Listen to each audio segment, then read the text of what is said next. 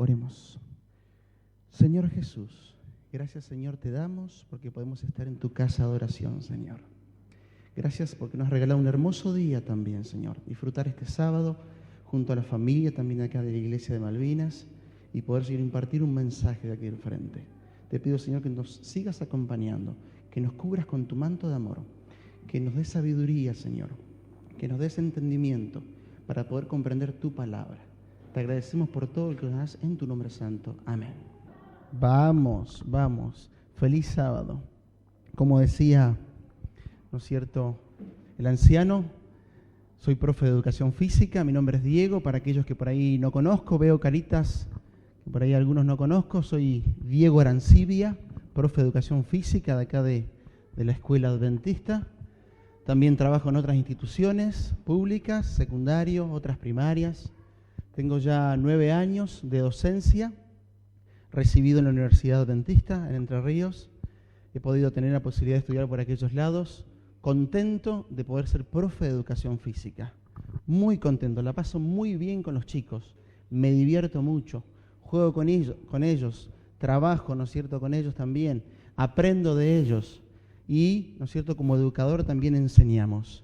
Yo traje hoy unas fotitos para poder, ¿no es cierto?, representar un poquito lo que es la educación física. En este caso es un sermón del 5º sábado de educación y le voy a poner a Nicolás que la ponga un poquito más grande a la foto para que se pueda ver. Ahí está.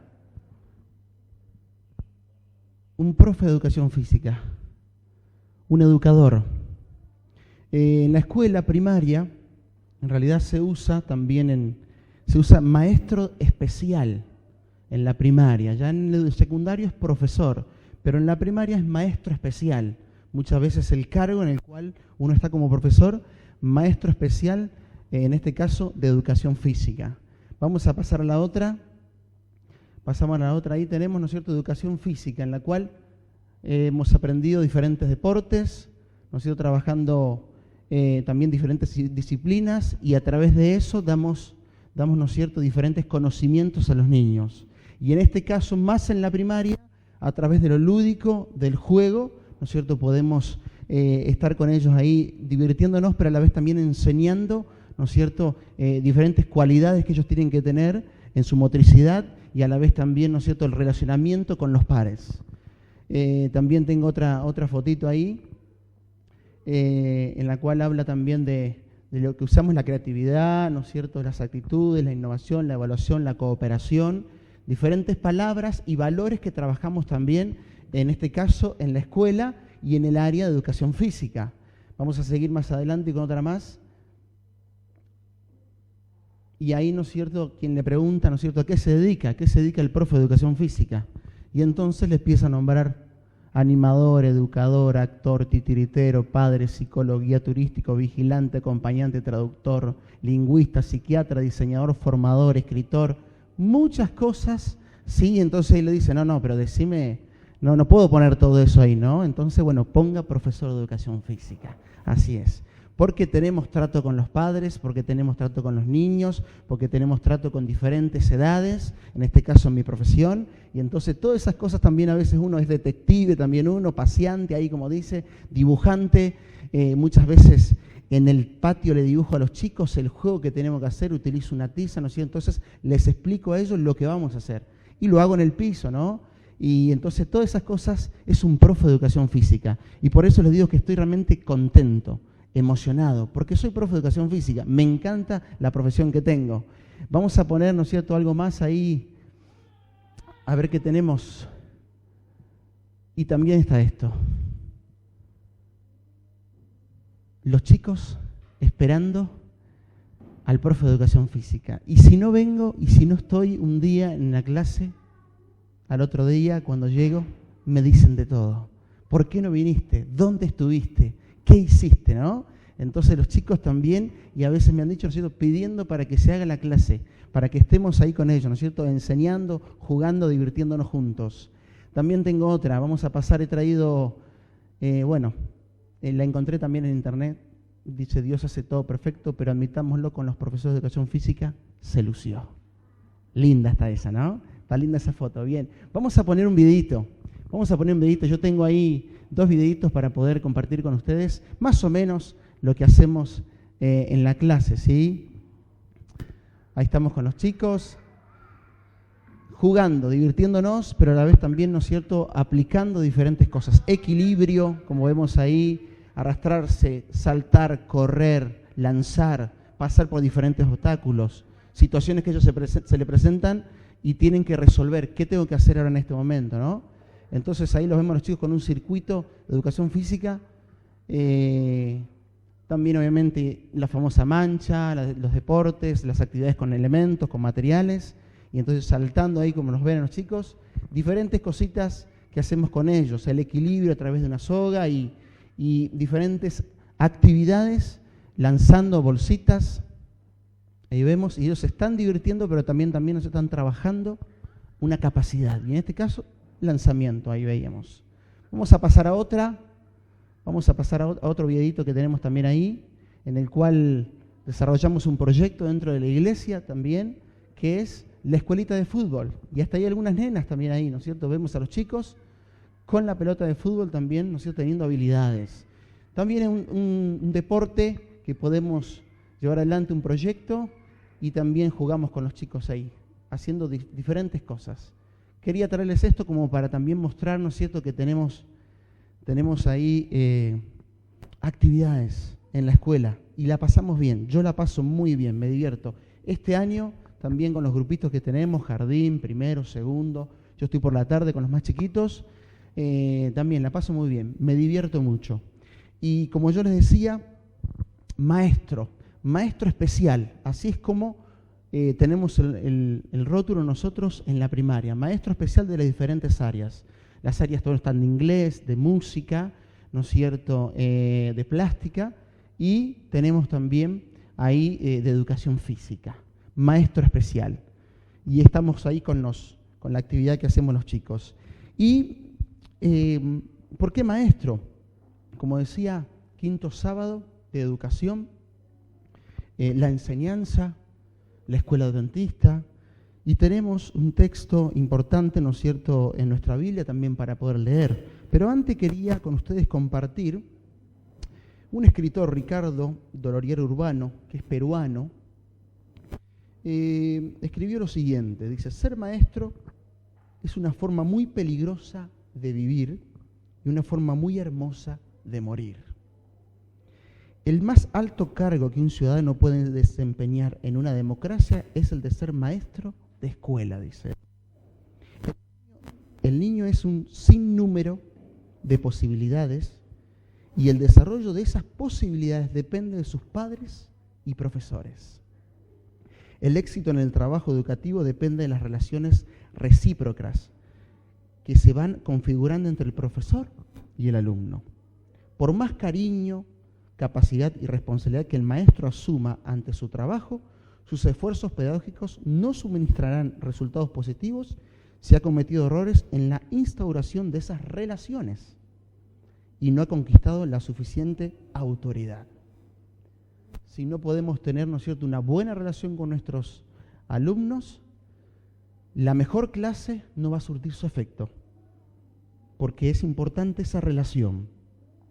La autoridad se logra basándose en la capacidad y el estilo de trabajo, es decir, cuando lo que se expone en teoría es comprobado solo en la práctica. El ejemplo personal es la mejor manera de merecer autoridad, de demostrar no solo ante los demás, sino ante todos para sí mismo. Cuando se exige de los demás algo que ya se ha experimentado en la propia vida, podemos estar seguros de que nuestras exigencias pueden estar cumplidas.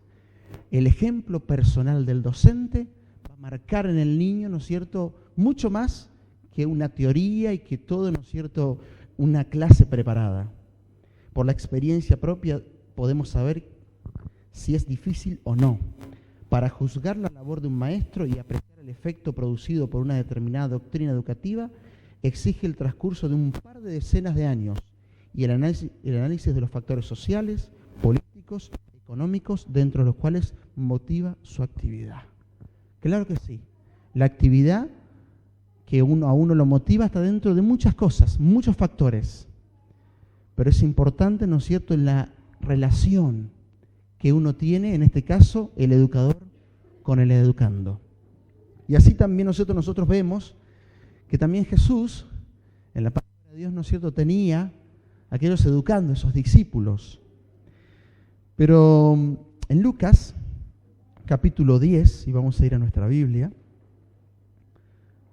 del versículo 25 al 29, dice que un maestro, un intérprete de la ley,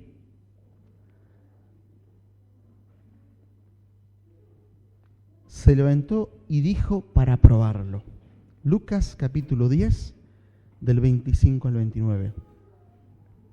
Este maestro de la ley se levantó, dice, y para probarlo le dijo algo. Maestro, ¿haciendo qué cosa heredaré la vida eterna? Jesús le dijo, escrito está en la ley. ¿Cómo lees? Está escrito ahí, pero ¿tú cómo lees? ¿Qué entiendes? Y entonces este intérprete le dice, amarás al Señor tu Dios con todo tu corazón, con toda tu alma, con todas tus fuerzas, con toda tu mente, y a tu prójimo como a ti mismo. Conocemos y vemos a través de este texto que era un estudioso, porque él unió dos textos, ¿no es cierto?, que están en el Antiguo Testamento. Él une dos textos en una sola respuesta, y él conocía. Jesús le dice, bien has respondido, haz esto y vivirás. Pero él, queriendo justificarse, y asimismo dijo Jesús, ¿y quién es mi prójimo?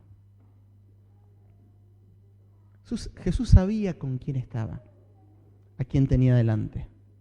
Jesús sabía que era un estudioso de la ley. Y entonces, como decía el texto antes, ¿no es cierto?, un poco probando a Jesús, a ver qué contestaba, un poco viendo a ver ese maestro, a ver qué le podía responder. Pero vemos, ¿no es cierto?, que en el fondo de la pregunta de este maestro, de este intérprete de la ley, quien se acercó a Jesús, había interrogantes profundos en él. Había incertidumbre, había duda, él todavía no tenía las cosas claras, a pesar de sus estudios, a pesar, ¿no es cierto?, de la posición que él tenía. Era un hombre que tenía la teoría, pero no tenía la práctica, o no podía aplicar en su vida, ¿no es cierto?, esa teoría. Ahora, ¿quién eran estos maestros de la ley de la antigüedad? Nosotros conocemos, ¿no es cierto?, que dice, y muchos versículos hablan, ¿no es cierto?, de fariseos, de saduceos, de escribas, intérpretes, ¿no es cierto?, que ellos eran estudiosos de las Sagradas Escrituras, de la ley judaica, quienes ellos, ¿no es cierto?, trataban de aplicar esa instrucción, esa palabra al pueblo, pero muchas veces no la daban como la tenían que dar. Ellos eran venerados por el pueblo y vivían, ¿no es cierto?, de las ofrendas, de lo que el pueblo daba, de los diezmos, de lo que había en el templo. De ellos vivían. Y se reunían, ¿no es cierto?, para poder estudiar, como decíamos, las Sagradas Escrituras, y había grupos, como yo les nombraba, ¿no es cierto?, y que dice la palabra de Dios, fariseos, saduceos. Dice que, en este caso, los grupos se diferenciaban por algunas cosas.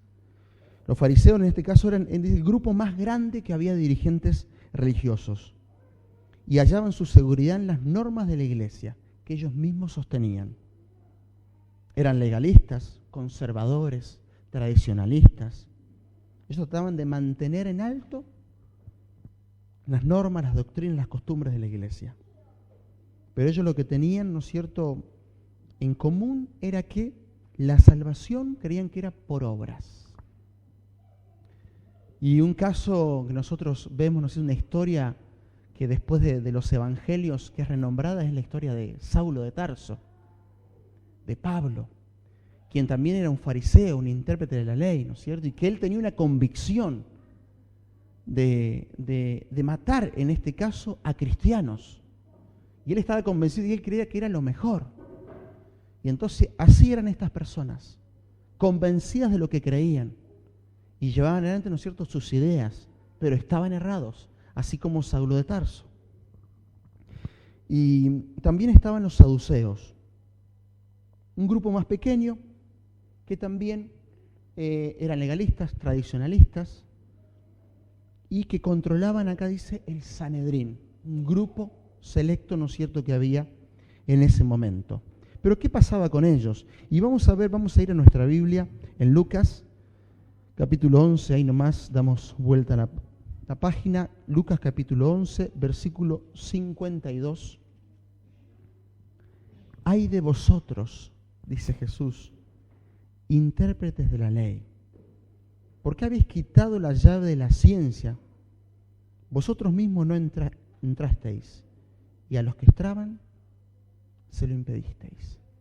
Así dice Jesús, ustedes no entraban, a los otros se lo impedían. ¿Por qué? Porque ellos trataban de monopolizar todo lo que era la ciencia, las Sagradas Escrituras. Ellos conocían y además el mensaje que daban al pueblo, ¿no es cierto?, era escaso de la palabra de Dios y a veces incomprensible.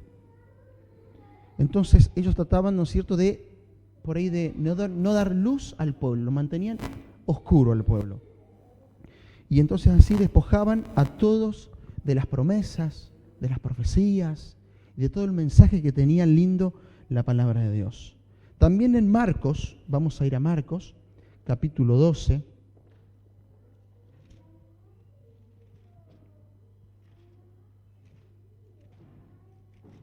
versículo 38.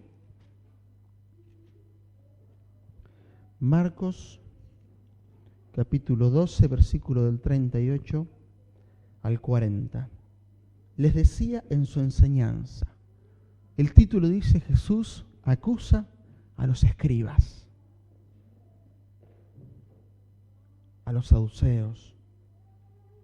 Les decía en su enseñanza, guardaos de los escribas, que gustan de andar con largas ropas y aman las salutaciones en las plazas, las primeras sillas en las sinagogas y los primeros asientos en las cenas, que devoran las casas de las viudas y para disimularlo hacen largas oraciones. Estos recibirán mayor condenación. Ahí Jesús habla de estos grupos, como decíamos, ¿no? En este caso los saduceos, quienes les gustaba, ¿no es cierto?, que sean renombrados en las plazas, quienes, ¿no es cierto?, arruinaban en este caso, dice, las casas de las viudas porque ellos, ¿no es cierto?, trataban de tener ahí ganancia de eso. Quienes andaban con ropas largas, dice acá, quienes se sentaban primero en las sinagogas, siendo que eran grandes maestros, pero no aplicaban ese conocimiento en el pueblo, ¿no? Y entonces Jesús, un poco también mal por esto, trata de hablar con los discípulos también, ¿no es cierto?, diciéndoles las cosas que pasaban en ese momento. Hipócritas, falsos, traicioneros, mentirosos. Así eran estas personas, estos maestros de la ley, quienes no aplicaban en su vida, ¿no es cierto?, la teoría que tenían. Y entonces es cuando aparece Jesús, el rabí, y él quiere, ¿no es cierto?, poder transformar la vida de esas personas. Y entonces él hace un grupo, los discípulos, a quien él también instruye como un maestro, y trataba, ¿no es cierto?, de dar el evangelio de verdad, cómo debían ellos llevar adelante lo que explicaba y el mensaje de la palabra de Dios. Pero estos grupos no querían saber nada con Jesús, ¿no es cierto?, porque Jesús recibía a los pecadores, porque Jesús, ¿no es cierto?, entraba a la casa de ellos, porque Jesús comía con ellos, porque Jesús, ¿no es cierto?, daba otro evangelio del amor. Jesús dice, ellos decían que quebrantaba el sábado, que lo envidiaban, ¿no es cierto?, codiciaban su popularidad, porque Jesús se acercaba al doliente, sanaba, ¿no es cierto?, Jesús hacía milagros, Jesús era diferente. Y la enseñanza de Jesús, la esencia era la entrega del yo.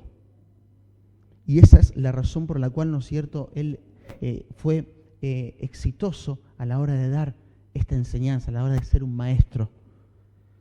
Vemos ahí, ¿no es cierto?, en Marcos, estamos en Marcos capítulo 10, lo que Jesús decía a la hora, ¿no es cierto?, de poder brindarse y ser un maestro.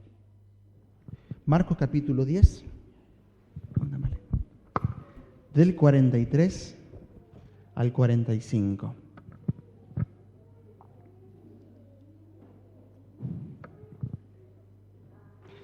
Pero no será, dice, entre vosotros, sino que en el que quiera hacerse grande entre vosotros, será vuestro servidor. Y el que de vosotros quiera ser el primero, será siervo de todos. Porque el Hijo del Hombre no vino para ser servido, sino para servir y para dar su vida en rescate por todos. ¿Por qué el Maestro?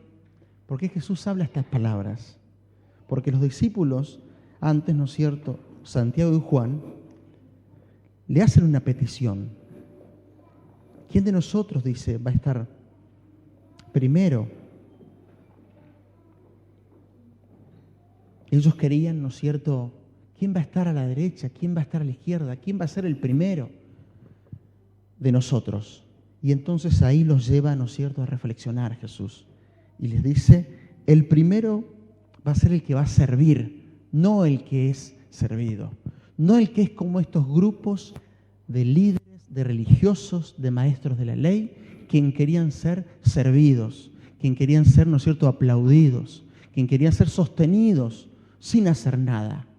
Sino que Jesús le dice y transforma el Evangelio, ¿no es cierto?, y hace otra pedagogía, Él da otra pedagogía. Y le dice entonces, ¿no es cierto?, el Hijo del Hombre no vino para ser servido, sino para servir, para dar su vida en rescate por todos. Entonces ustedes, mis discípulos, le dice, tienen que llevar este Evangelio, de ser servidos, de poder dar, de poder ayudar, de poder, ¿no es cierto?, hacer milagros, de poder sanar, pero siempre, ¿no es cierto?, con el poder de Dios y en comunicación con el Señor.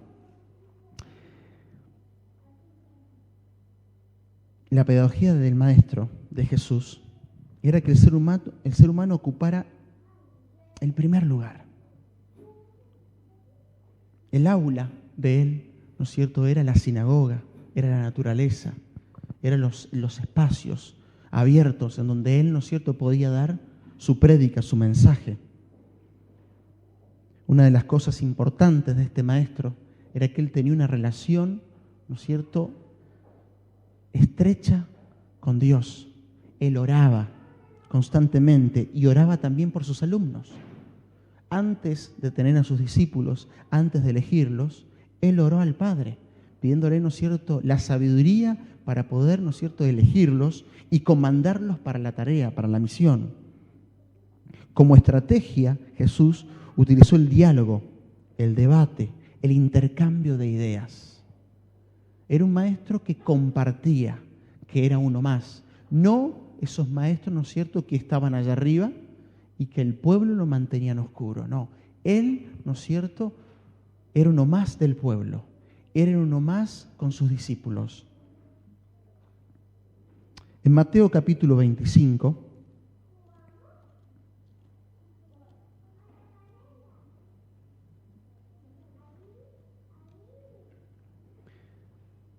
del 35 al 40,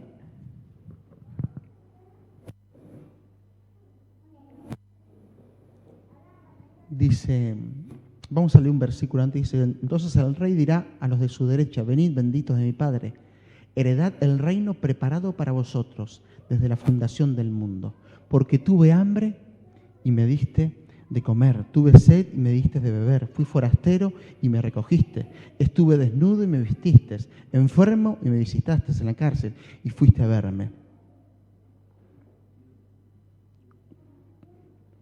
Entonces los justos le responderán diciendo, Señor, ¿cuándo te dimos hambriento? ¿Y cuándo te alimentamos? ¿O sediento y te dimos de beber? ¿Y cuándo te vimos forastero y te recogimos? ¿O desnudo y te vestimos? ¿O cuándo te vimos enfermo o en la cárcel y fuimos a verte? Respondiendo el rey les dirá: de cierto os digo que en cuanto lo hicisteis a uno de estos mis hermanos más pequeños, a mí lo hicisteis. Una educación liberadora, una educación centrada en el hombre como sujeto, ¿no es cierto?, de su propia historia. Jesús vino a salvar al hombre. Jesús vino, ¿no es cierto?, a poder poner, ¿no es cierto?, su evangelio, su palabra liberadora para todos. Y entonces así la educación para una vida presente, para una vida futura, una educación en valores, una educación de concientización. Cristo fue un medio de vida e influencia divina. Cristo inspiraba confianza y esperanza. Tenía fe, amor, simpatía, porque veía a los hombres según podría ser transformado a su imagen y semejanza. Cristo tuvo como blanco la salvación del mundo. Cristo utilizó métodos activos de acuerdo a la conducta y la naturaleza humana. Habíamos dicho que la entrega del yo era la esencia del mensaje de Cristo. Y es así, ¿no es cierto?, como educadores, como maestros, como aquellos que enseñamos, que no solamente pertenecemos a una escuela, a una institución, sino que también dentro de la iglesia podemos impartir un mensaje. Tenemos que tener a Cristo como nuestra guía. Tenemos que tener a Cristo, ¿no es cierto?, como nuestro sustentador. Tenemos que tener la palabra de Dios y el mensaje de Él, ¿no es cierto?, su método, cómo Él, ¿no es cierto?, llegó a las personas. Él dice que se relacionaba con las personas, que ganaba su confianza, que cubría su necesidad. Y así, después de todos esos pasos, Él le decía: sígueme. Y así nosotros como maestros, como educadores, podemos, ¿no es cierto?, tener en cuenta estos métodos, estos pasos, y poder llevar a otros, ¿no es cierto?, a conocer a Jesús y a conocer esta enseñanza que es liberadora, que es salvadora. Hermanos, que podamos, ¿no es cierto?, tener en cuenta este mensaje y que nosotros también, en cierta manera, en ciertos momentos o a ciertas personas, estamos educando a través de las palabras y de nuestro ejemplo. Que el Señor nos bendiga.